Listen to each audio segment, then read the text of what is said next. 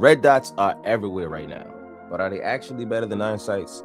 Just check all over YouTube. Almost every single short or video you see, everyone has a red dot on their gun right now. Are we just following a trend, or is there something to this? If you're just getting started off like I am in my gun collection journey, and you're thinking about putting a red dot on your handgun, here's a few things that I went through on my process. I'm determining that this is exactly what I wanted to do. And today, for demonstrational purposes, I have my Glock 45 Gen 6 with the Holosun 407C green dot on it. And I also have my Gen 3, the classic Glock 17 with the, of course, Glock plastic iron sights on them. And I'm also going to show you that these guns are cleared. There's nothing in the chamber. There's no magazines in there, as well as my Glock 45. You will not see anything in the chamber, no mag, empty, so we are clear. So iron sights has been traditional for the past almost 100 years. Same concept. You have your front sight and you have your rear sight that you are supposed to line up. I'm trying to do that without flagging myself. Either way, you understand what I'm trying to say.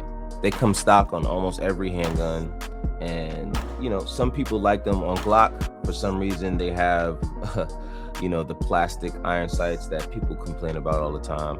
I haven't necessarily had an issue with it. Would I like some metal iron sights? Absolutely. I don't want anything plastic on any of my guns, but you know, I digress. I'm not going to complain because this has been one of the best guns in my arsenal that I actually shoot. And there's not been a hiccup once. The key concept is to stay front sight focused. Typically you're looking for your front sight, you line it up with your target, and you line it up with your rear iron sights. And what they say is you're supposed to have focus on your front sight, and the rear sights and your target should be slightly blurred. Now, what is a red dot or a green dot? It's simply just an optic that's projecting a dot on a glass, whether it's red or green. This one operates off of a green dot. Hopefully you can see if I can get you guys to see that. There you go. And that's the green dot. If you guys can see it on my from my Holosun 407C on my Glock 45. The concept behind that is putting your dot on your target and pulling the trigger. It's pretty simple. The dot becomes your aiming reference instead of placing 3 pieces of metal together, in Glock's case, plastic, and taking a shot at your target. Some of the pros of red dots is you have faster target focus, easier for moving targets. It's, you know, you just look through the sight, you can place that dot on wherever you're targeting, and you should be able to pull the trigger without squeezing too much, pulling the trigger or pressing the trigger, as some trainers would say. It's also better for distance. It's better for aging eyes, for people who are a little bit older, and it's harder for you to, you know, find that target. For myself, I have astigmatism in my right eye, so I personally went with the green dot. I'm not sure how true it is, but I read somewhere that the green is a lot easier for your eye to, if you have astigmatism, for your eye to focus on without it making blurry and making that starburst look from a lot of the lights. I've noticed that at work for me. I have a red dot and I have a green, obviously. On my red dot, on my PSA micro dagger, sometimes it can get a little bit blurry, but I usually find a way to hit my targets pretty well. Another reason why I like my red dot is it also trained me to be a little bit more focused with my aiming. There's a little bit better feedback. When I'm aiming, I can see my dot moving, which can help, depending on who you are and how you're training. It can help you with your trigger issues. Some people have a problem with squeezing the trigger. When they squeeze, the gun moves to the left or to the right, depending on if you're right-handed or left-handed. Instead of staying on target, one of the main things that a lot of trainers try to teach you is the most important thing for shooting is your trigger control and your trigger mechanics, not necessarily your form. People can have great form and have a terrible trigger pull, and they can be off target all the time. That being said, if your trigger pull is on target and you actually are using your green dot the right way, you should be hitting your target right in the head every single time. Well, hopefully you're shooting at targets and not actual people. Pros to iron sights: simplicity, reliability. They're always going to be there. It's you don't have to worry about batteries if your battery dies. Some people use their red dots to rack their slides. Sometimes I do that. And what can happen is, the oils from your hands can make the screen a little bit blurry. You don't have to worry about that with iron sights. You just line them up, you go, they're always there. They're also easier to conceal. Not in my case. A lot of people have issues with them concealing their handguns with a dot on them. I typically get the holsters that have a cut for those, and that doesn't necessarily have an issue with printing when it comes to concealing with me, especially because I run these two handguns mainly, which is the Glock 45 and the Glock 17.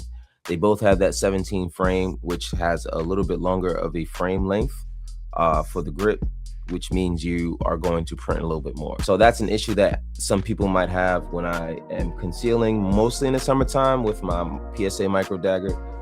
It's a lot of a shorter handgun, and it makes it easier to conceal. Now myself, it was a little bit harder for me to get adjusted at first because it was hard for me to find my green dot whenever I would, go to sight my pistol. And that takes some getting used to. It takes some practice. Learning how to draw and making sure your arms and your hands are in the same place every single time when you present, so that you can find that sight every single time. The difference is on iron sights, you typically don't run into that issue because it's just 3 pieces of metal that you have to line up. You don't have to find a dot or anything that's electronic. A lot of people actually quit their red dots because of that reason, because they haven't been able to consistently draw and find their dot every single time, and that can be frustrating. And there was something that I dealt with at first, but I got through it, and I'm able to find my sight usually whenever I draw my weapon. One thing that people do is they get suppressor height sights, which are the iron sights that are a little bit taller, so that you can actually co-witness, which basically means you can use your red or green dot and use your sights to line them up so that you can find it every single time. Now on this one, as you can see, my sights are not going to reach my red dot, or my green dot, I should say.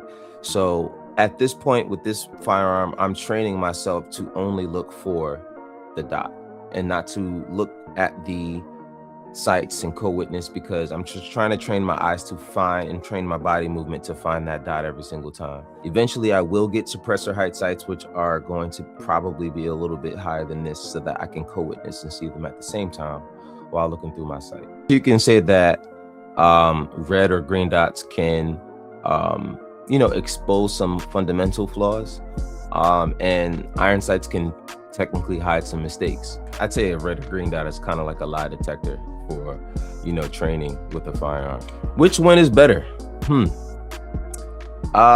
With red dots, I like to say there's a higher performance ceiling with your red dots.